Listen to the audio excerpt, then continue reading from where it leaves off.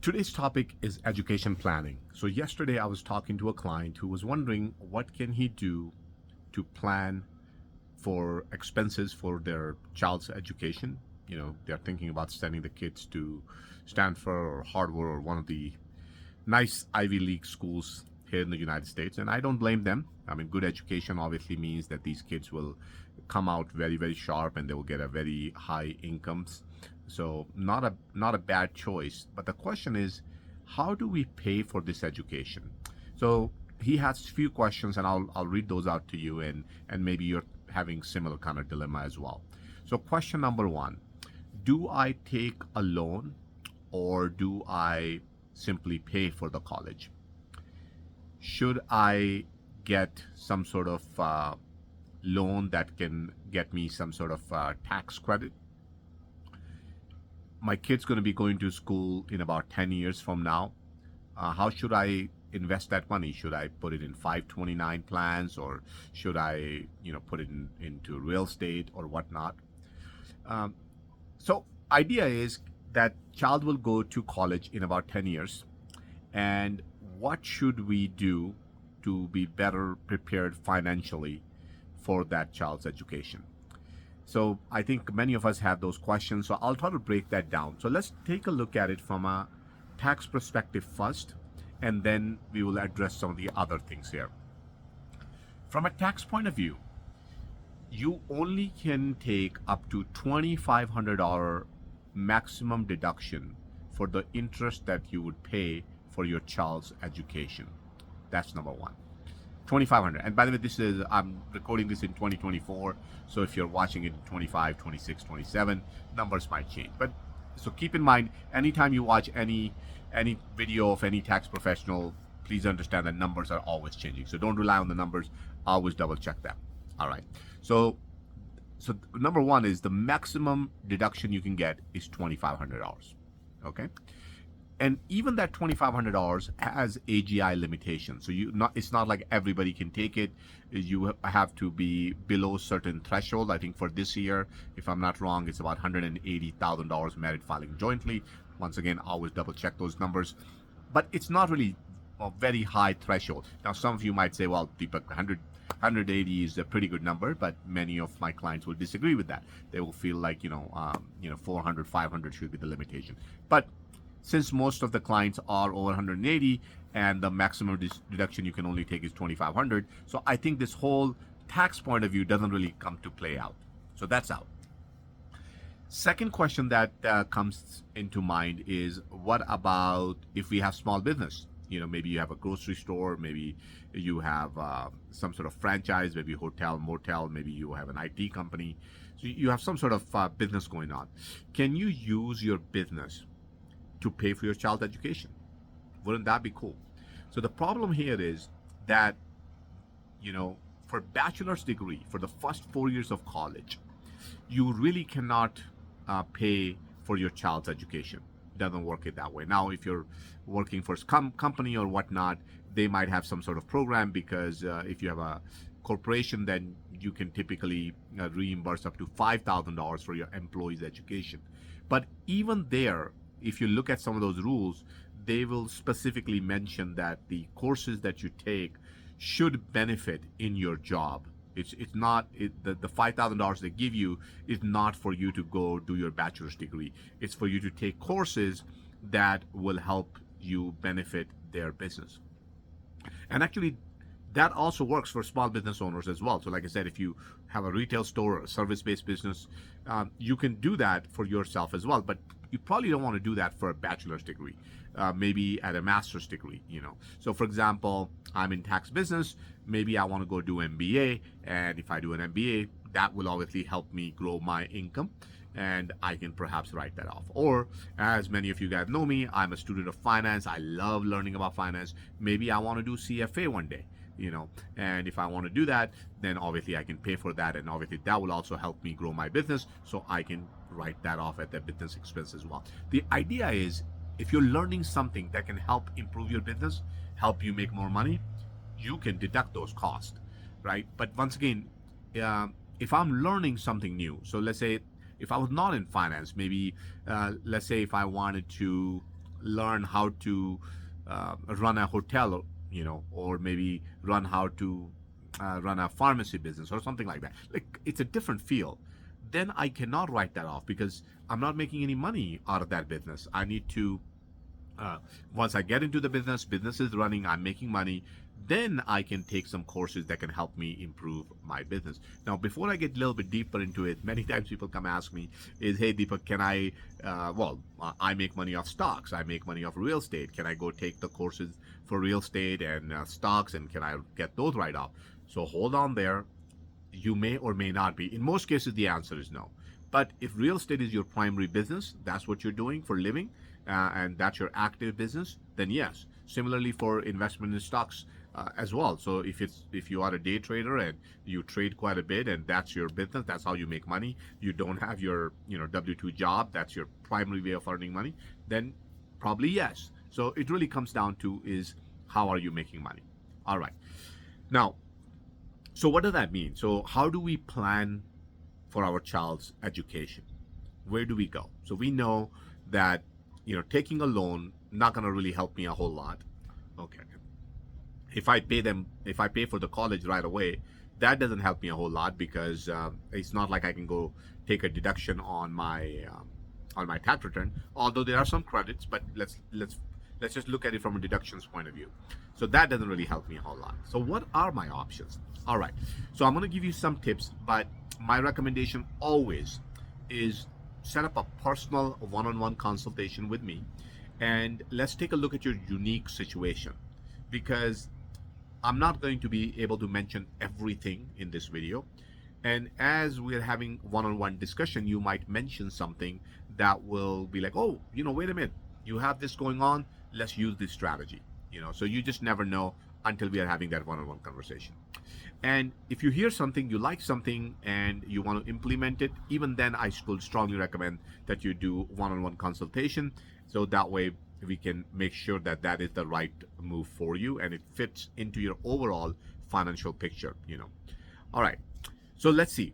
What are some of the options for us? Number one thing is, when we are talking about sending kids to school, oftentimes we're only thinking about tuition. We're not thinking about their housing. We're not thinking about meals. We're not thinking about transportation. And in many cases, that might be the biggest part of the cost. So first thing I would say is, when you're looking about education planning, if you can figure out where your child will go, that will probably help you the most in the planning part. So for example, if I knew that my child going to be to UCLA, then maybe one idea could be is I will look into maybe 1 bedroom or 2 bedroom place close to a university, which can earn me some good amount of money in the meanwhile. So it's bringing me some cash, it's appreciating in value, and when the right time comes, my child can attend UCLA and the housing cost is pretty much gone, right? I made all kind of money through rental and the house has appreciated, and now I can take home line of credit on that house and perhaps pay for my child's education. So the whole picture can work out, and there are many other benefits, but I don't want to get into all those today. But that's just like one strategy, right? Similarly, the other thing we don't often look at is, how are we preparing our child to earn some money while they're in college? I think most of us ignore that. So it would be a good idea, once again, if you know which area they're going to be, I think that would be quite helpful as well. But maybe you teach your kids some skills, right? Maybe they can learn how to do web designing, maybe they can learn a little bit about database, maybe they can learn a little bit about sales. All there are like all kind of opportunities out there, but my point is, help them learn something. So by the time they are 15, 16, help them learn something. If they want to go join a local retail store, that's fine, whatever works. But if they are capable of working part-time when they go to college, that can have a huge impact. Even if you choose to pay for their college, maybe they can use that money to fund their own retirement. Maybe they can save up for their first home or whatnot. So I think preparing our kids for that next step can be quite helpful as well. So that would be my second advice. Third, I'll take a look at what kind of family connections, what kind of friend connections are out there. And once again, it comes down to where child is going. So I think that's the biggest part, figuring out where the child will go. And I'll tell you why. So let's say if child wants to go to UT Austin, because there's a great SpaceX program at UT Austin, maybe they're interested in, you know, working for SpaceX or whatnot, and they want to go to UT Austin. Okay, now what I would want to do is I would want to find out what are the residency requirements in that state are. So UT Austin obviously is in Texas. So I'll find out what are the residency requirements. What do I have to do? How does my child become a resident? Do I need to buy a house? Does the child needs to move there for a certain amount of time? Figuring out the residency itself can have a major impact, at least for the first year. So take a look into that. So that one is another common one that people often miss. Another one is scholarships. So if you don't know how to get scholarships, then connect with people. If you don't know who to connect with, reach out to me. Set up a consultation appointment always, please, because I do get a lot of messages. I make a lot of videos. I do a lot of calls, and I try to help out as many people. But then people sort of just assume that I'm just sitting on WhatsApp all day long and try to reply back. But if you just respect that, set up a consultation appointment. If you don't know something, I can guide you through it, how to go along with it, find you the right person. Okay, so the point is, the scholarship opportunities are huge. It's just that we're not prepared to take advantage of them. So if we prepare a little bit well in advance, maybe a couple years in advance, and figure out how my child can get a scholarship, that can have a huge impact on their finances as well. So that's another one I'll do. Another field, which is another, again, very related field, is admissions. So many times I see parents come and they want child to go to certain school, but they're not able to go there. So they pick, third or fourth choice, kind of like settling in. Once again, there's no guarantee that the child will get to go to the school they like, but you can significantly improve the odds of them going to the college they really like by simply engaging with a consultant, somebody who can help you prepare the application, help you in writing the essays, and explain to you how do you go about the interview. Preparation is important. Sometimes people come to me like, well, that's just not fair. Somebody got an opportunity because they were prepared and somebody else didn't. I mean, I can see that point of view. I can understand that point of view, but is that really true? I mean, if I spend 4 or 5 hours a day learning, if I'm spending $30,000-$40,000 a year in coaching myself, I mean, many people don't even spend that much money in going to college. So if I'm spending all that money and I'm learning a whole lot for only one reason, so I can share that knowledge with my clients, and because I can do that, I can charge more, because you can come to me and within 1 hour I can share a lot of ideas, a lot of strategies, which you might been going to whoever you've been going to for many years, and nobody might have mentioned that to you. So is that fair? I think it is fair, because I'm spending time preparing myself. So if you spend time and money preparing your child and they're able to get into the college of their choice, in my opinion, I think that's very fair. If somebody has a problem with that, I can see their point of view, I can understand their point of view, but personally speaking, I think preparation is the key, and it's a good learning lesson. They're learning that from day one, that hey, you prepare today and you'll get into good college. You prepare for a job, you prepare for your master's, you prepare for your PhD. You got to do preparations all the time. I mean, that's what we're trying to teach our kids anyway. So that's another area that we can look into. And then you can also look into startups, and startup needs kids that can help them out. For example, you can, if they can find somebody who has a small business or even a startup around in whichever area the kid is going to, and you can say, look, I'll be happy to work for you for next 4 years or 5 years, whatever that number is, and you sort of come up with an arrangement, and you say, look, can you help me fund for my my education? And there are two benefits to it. A, you will get paid, and B, they will help you pay for your college.